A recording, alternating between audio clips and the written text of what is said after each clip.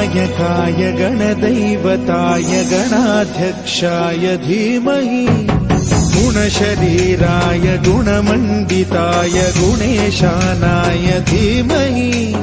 गुणातीताय गुणाधीशाय गुणप्रविष्टाय धीमहि